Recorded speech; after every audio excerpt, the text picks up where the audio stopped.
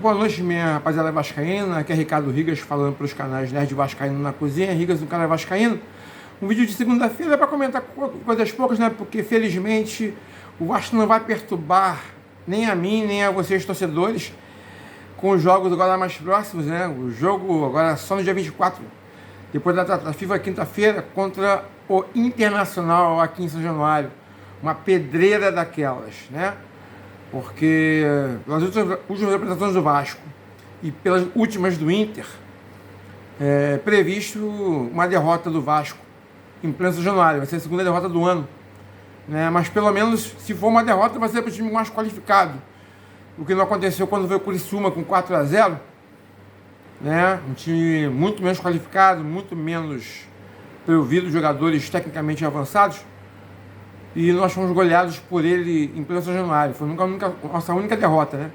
E eu estou prevendo, dia 24, infelizmente, uma nova derrota. Isso numa quinta-feira. E no domingo, outro jogo muito legal, para não dizer o contrário, Corinthians e Vasco, lá na Arena Neoquímica, em São Paulo, também pelo Campeonato Brasileiro. O Corinthians também vem numa crescente nas suas atuações, já está com 41 pontos. O Vasco está com 43.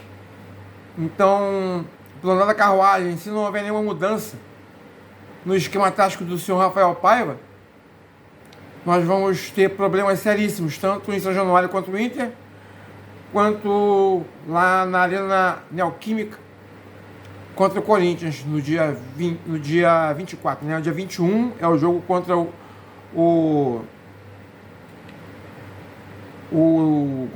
Internacional de São Januário, perdão, tá? Dia 24 é o jogo contra o Corinthians lá na Arena Neoquímica. E outras coisas que temos que falar, basicamente, né? O Verratti está na seleção do Campeonato da Copa do Brasil, que foi vencido pelo Flamengo ontem. O Verratti foi artilheiro da Copa do Brasil com 7 gols, né? Em 5 jogos. E os vice-artilheiros tiveram 4 gols, né? Então, o Verratti, mesmo não conseguindo ir às finais da Copa do Brasil, se manteve como o artilheiro com 7 gols, né? E é uma das poucas peças que nós podemos dizer que ainda faz efeito, né, no Vasco da Gama. Um outro assunto que nós temos, né, o elenco volta agora na quarta-feira aos treinos, né, visando esse jogo contra o Inter, né, vai ter a data FIFA. Muita coisa para modificar, né? Muitos conceitos a serem revistos. Uma das coisas que nós temos que... Duas coisas que eu venho falando recorrentemente nos meus vídeos. O uso da base do time, né? E também dos jogadores que tecnicamente não disseram que vieram, né? Nós temos aí 2 zagueiros muito elogiados pelo senhor Rafael Paiva, porém não tem chance de jogar, né? Que são o Lincoln, que até já jogou no campeonato, fez até um gol da vitória contra o Inter lá no Beira-Rio, e o Luiz Gustavo, ambos jogadores da base. Já que o Rojas não vai ficar, porque não atingiu as metas previstas no contrato de empréstimo, e o Vasco não vai efetuar a sua opção de compra, graças a Deus, né? E aí não testa, deixa o João Vitor, que dia sim, dia também toma cartão vermelho, o Maicon, que é voluntarioso, mas é lento, e o Lepelé, que é voluntarioso, mas é fraco. Então nós não temos zaga, né? Agradeço aí a diretoria do Vasco, né? Seu Pedro Paulo, Marcelo Santana, Felipe Loureiro, né? Que estão à frente do futebol do Vasco. Não viram ou não quiseram ver a necessidade de comprar 2 zagueiros. Então, a janela subaproveitada, que eu venho falando sempre, né? E o esquema tático do Vasco. O Vasco não pode jogar no 4-3-3. O Vasco não tem jogadores para jogar no 4-3-3. Haja visto que a contusão do Adson, né, que jogava pelo lado direito, fez com que o técnico Rafael Paiva improvisasse o lateral Puma Rodrigues como ponta direita, o que matou uma das jogadas principais do Vasco, que era a subida do Paulo Henrique, que tem um fôlego estupendo para avançar e retornar para marcando. Eu vi ele fazendo isso em vários jogos, e ele indo e voltando, atacando com desenvoltura, indo à área, chutando para o gol, né?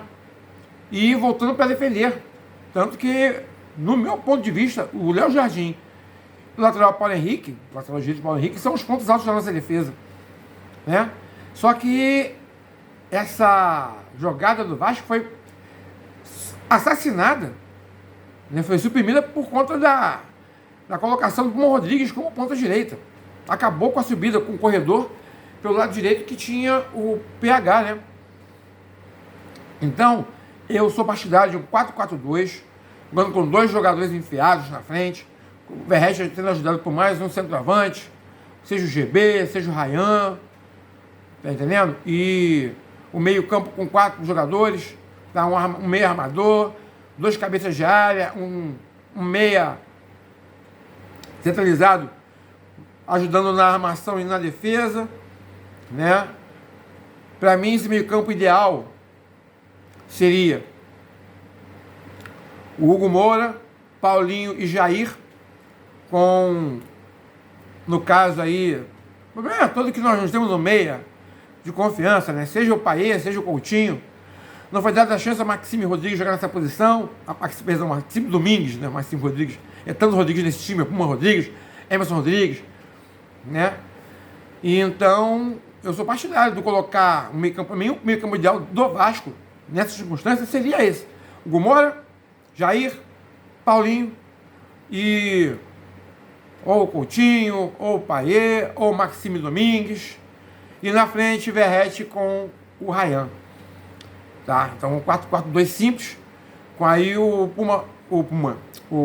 PH teria esse corredor, né? Pelo lado direito, o Piton, que não marca nada, pelo lado esquerdo, que não tem, agora nem apoiado, bem tem apoiado, né? Então, eu já tenho minhas dúvidas quanto ao aproveitamento do Lucas Piton no time titular.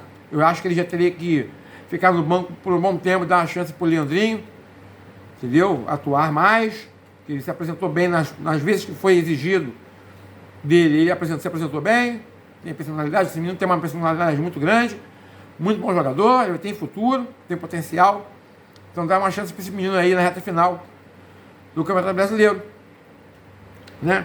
Então, são essas minhas considerações, né? Agora vamos ter a data FIFA, ver a seleção brasileira, o Mita Rodrigues está lá na seleção uruguai, foi convocado, né? Vai enfrentar o Brasil aí no jogo contra o Uruguai, quer dizer, primeiro Venezuela, depois o Uruguai, né? E aí a gente pode ver o Puma Rodrigues ou no banco, ou como titular, sei lá, né? De acordo com o técnico do Uruguai, que era o senhor Marcelo Bielsa, né? É Luco Bielsa, que jogou com não tem nada, um ótimo treinador. E aí, vamos ver como é que vai ser, né? E aguardar a volta, né? Pro Campeonato Brasileiro, depois da data FIFA. E pelo menos, volta a falar, é um alento você ficar esses dias sem ter Vasco em campo, trazendo raiva, bronca, né?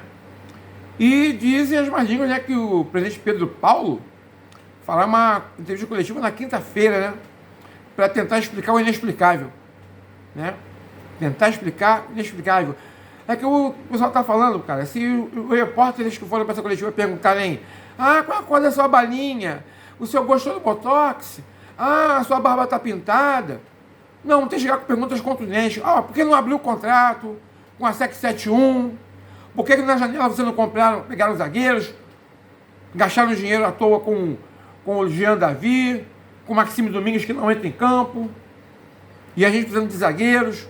O que acontece aí com o scout técnico do Vasco, que não olha a base para jogar, não bota os meninos da base para jogar, para ter mais minutagem?